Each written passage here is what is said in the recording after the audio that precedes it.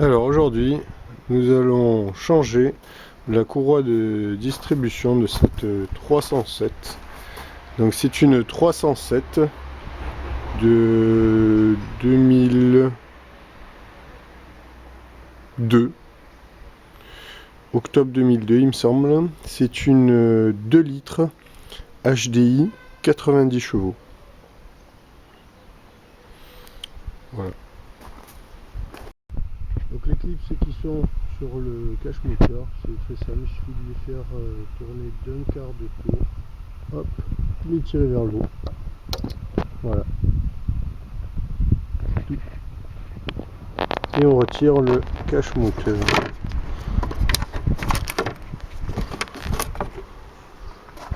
Et voilà le moteur. Avec du coup la courroie de distribution qui se trouve ici. Donc on va retirer aussi ce cache là pour accéder un petit peu mieux et petit à petit on va s'avancer vers la courroie de distribution. Alors pour ce cache, il y a ce type de fixation, il suffit de pousser un petit peu vers l'intérieur. Voilà, et ensuite, hop, ça vient tout seul. Voilà. C'est en fait un petit dos qui peut se déplacer dans les deux sens. On peut soit le pousser, soit le tirer, et ensuite on appuie. Donc pour le rentrer, ce sera l'inverse. Il faudra le ressortir dans ce sens-là. Voilà, comme ça. Le rentrer et le repousser. Donc pour le sortir, on l'a enfoncé et on l'a sorti. Alors, les caches sont retirées. On va avoir ce support moteur à retirer. La voiture est sur chandelle. Je viens de mettre la 5e. J'ai fait faire quelques tours de roue. Effectivement, c'est pas bien difficile pour faire tourner le moteur. Donc ce sera notre élément de vérification. Les tours de roue avec la boîte en système. Là, je vais retirer la roue et puis retirer le passage de roue pour accéder à toutes les poulies. Alors pour retirer le passage de roue, c'est la même chose, même type de support. On pousse au centre un petit peu et on retire. Voilà. Hop. Et ça vient quasiment tout seul.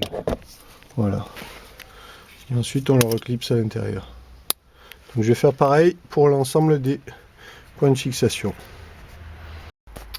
Voilà, donc on a retiré le passage de roue et on accède directement donc aux différentes poulies. Donc direction assistée, alternateur un peu plus haut, les deux galets et la poulie qui sort du vilebrequin. Donc on va déjà retirer la courroie d'alternateur. Alors pour retirer la courroie accessoire, c'est très simple. Il faut utiliser une clé de 15 qu'on met sur la vis qui est sur le galet tendeur. Et on fait comme si on dévissait.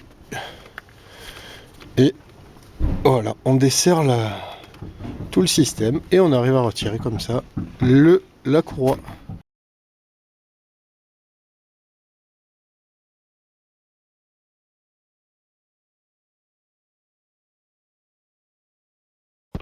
Alors on va maintenant dévisser la vis de la poulie d'ampleur. Donc là je viens d'essayer, même en mettant la première et en dévissant, ça tourne. Donc on va piger le moteur au niveau du volant moteur et on va venir desserrer ces vis. Alors pour ce faire, qu'est-ce qu'il faut? Il faut une clé à cliquer de 22 et puis un petit outil là, artisanal, c'est du diamètre 6 avec un angle, une tige pour pouvoir la manipuler. Vous pouvez faire ça en alu par exemple. C'est du 6 et demi. 6 et demi c'est même mieux. Et donc le trou de pigeage se trouve au niveau du volant moteur sur ce moteur, derrière le démarrage.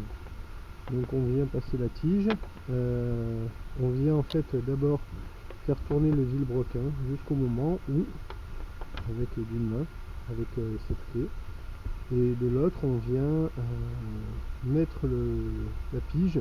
Donc il faut faire tourner le vilebrequin jusqu'au moment où la pige arrive à s'enfoncer dans le volant moteur.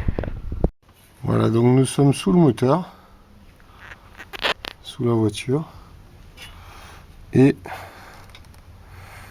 la pige se met Donc ici on voit le bout de la pile et en continuant là on voit qu'elle va à l'arrière du démarreur ici.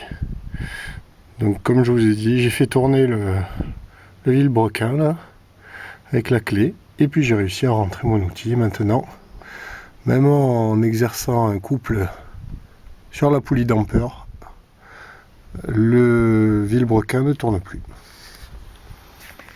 Voilà, donc maintenant qu'on a fait ça, j'ai maintenant accès à la courroie de distribution qui se trouve là, avec la poulie ici, qui est la poulie du vilebrequin. J'ai quand même repéré là avec du blanco.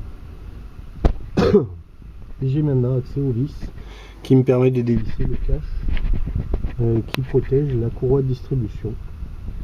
Donc je vais dévisser le maximum de vis et puis quand je serai bloqué, je sortirai le support moteur aussi.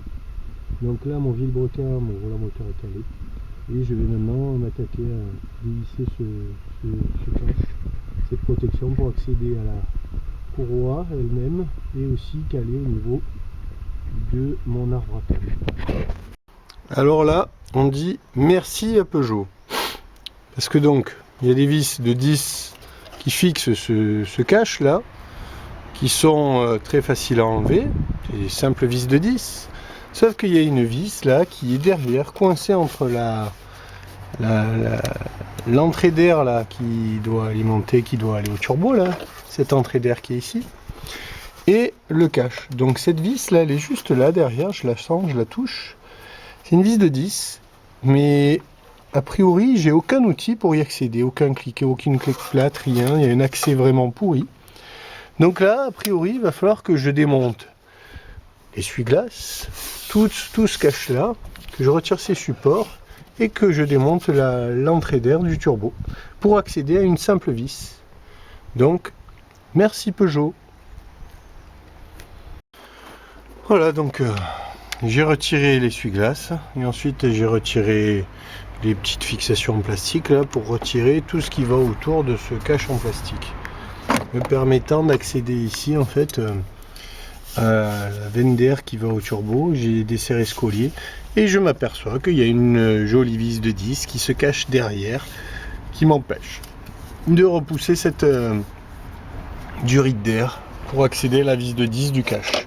Donc il faut maintenant que je dévisse le support moteur pour jouer un peu sur la position du moteur en espérant pouvoir accéder derrière à la vis qui est juste là, que j'arrive à toucher pour la dévisser, repousser un petit peu cette durite qui va au turbo et accéder à ma vis pour démonter mon cache. Merci Peugeot. Et voilà donc le support moteur, relativement facile, il suffit de caler au niveau du capteur, de dévisser les 4 vis d'un côté, 4 vis côté châssis et 3 côté moteur, et ça sort tout seul. Donc c'est des vis Torx de 50. Il faut du Torx mâle, ce sont des vis Torx femelles de 50. Voilà, donc à peu près après plus d'une heure de galère, j'ai réussi en finale à dévisser le collier là, à dévisser une vis de 10 qui permet de fixer cette vanne d'air avec le turbo là qui est au fond là, voilà. Là où vous voyez le turbo là, c'est ça, juste au centre de l'image, c'est le turbo. On voit même la turbine. Et donc j'ai fini par dévisser la vis. Voilà, celle-ci, merci. Donc ça m'a pris, je crois en tout à peu près une bonne heure. Et maintenant, je vais enfin pouvoir dévisser la dernière vis qui me manque de ce cache de courroie de distribution. Voilà, toutes les vis a priori sont vissées. Donc on a le premier cache qui vient par-dessus celui du bas, et par-dessous celui du fond. Donc on arrive a priori à le sortir. Voilà.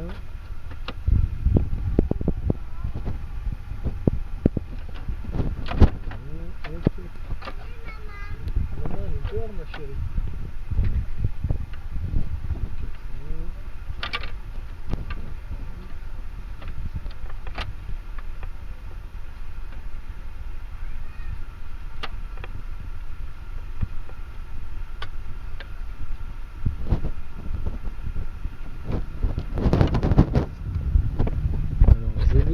peu remonter le moteur, ça va m'aider. Je coupe. Alors, j'ai fait mes repères au niveau de mon vilebrequin, la même chose au niveau de mon arbre à cam et aussi de ma pompe à injection, haute pression. Je suis en train de dévisser la poulie qui est en haut à gauche de l'image là. La clé, c'est une clé de 13 avec un petit carré dans la poulie. C'est le galet tendeur que je vais retirer donc avec la clé de 13 et je vais retirer aussi cette poulie qui est un galet. Une fois que j'aurai fait ça, je retirerai la pompe à eau.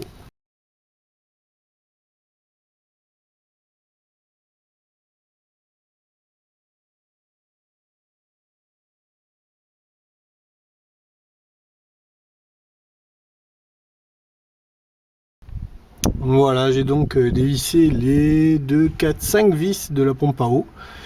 Et en tapant légèrement dessus, elle est tombée, le liquide de refroidissement a coulé. J'ai dévissé les deux galets, le galet tendeur qui était localisé en haut à gauche et le galet classique au milieu de la vidéo, de l'écran. Voilà, donc là je nettoie le contact avec mon joint métallique, là c'est un joint métallique. Et je vais remonter le tout. Donc voilà, le galet tendeur ici, le galet classique, le joint et la pompe à eau avec ses obs en plastique. Voilà. Alors, nettoyer avec un petit peu de papier vert et de scotch brick, les éponges vertes, le plan de joint et reposer le joint de la pompe à eau. Alors pour la pompe à eau, soit il y a un joint papier ou métallique et dans ces cas-là ne pas mettre de pâte à joint, soit il n'y a pas de joint papier ou métallique et il faut mettre de la pâte à joint. En réalité, il faut tout simplement suivre la notice qui est dans la pompe à eau neuve qu'on achète. Il y a une notice qui est fournie qui explique comment le monter. Donc là, je vais juste mettre le joint qui était fourni avec et serrer les vis de la pompe à eau. Dès que j'ai fini, je remplirai le liquide de refroidissement pour être sûr que ça ne fuit pas avant de remonter la courroie. Alors, la poulie, le galet remonté, le galet tendeur aussi, et là, la pompe à eau remontée, resserrée, on a rempli le liquide de refroidissement. Maintenant, je vais mettre la courroie de distribution avec les différents repères que je vais retrouver. Alors, là donc on avait reporté les repères de la courroie, de l'ancienne courroie sur la nouvelle, exactement, en comptant exactement les dents et en les superposant l'une sur l'autre. Donc là on retrouve les marquages que j'ai reportés de l'ancienne courroie sur la nouvelle. Et je viens de remonter la courroie en vérifiant au niveau tout en haut là, de l'écran de la poulie de l'arbre à cam que je retombais sur mes repères, pareil au niveau de la pompe de pression et pareil au niveau du vilebrequin où on voit les 4 points là de référence. Maintenant je vais tendre le galet tendeur et resserrer la vis. Alors le galet tendeur, il y a un petit carré là sur ce modèle pour le tendre, c'est un carré de 7 mm de côté. C'est exactement la même taille que le carré qui est au niveau des poignées de porte d'entrée, etc. Voilà, donc une fois la poulie, la courroie remontée tendue, remonter la roue et mettre la 5e pour faire quelques tours et s'assurer qu'il n'y ait pas d'à-coups ou d'efforts supplémentaires. Voilà, donc je viens de faire ça et ça fonctionne. Voilà, une fois le tour remonté, maintenant reste à remonter les caches de protection de la courroie de distribution dans le même ordre que l'ordre dans lequel on les a démontés. Alors une fois tous les caches de protection remontés avec la clé de 10 là et la vis qui va bien derrière là, maintenant on peut s'attaquer à remonter la veine d'air qui va au turbo en commençant par remonter la vis qui est bien difficile et qui se met derrière. Voilà. Voilà, alors remonter le cache, l'essuie-glace avec le repérage correctif et la veine du turbo. Maintenant il va falloir remettre les protections avec une petite protection plastique et un petit. Voilà, donc ça y est, le support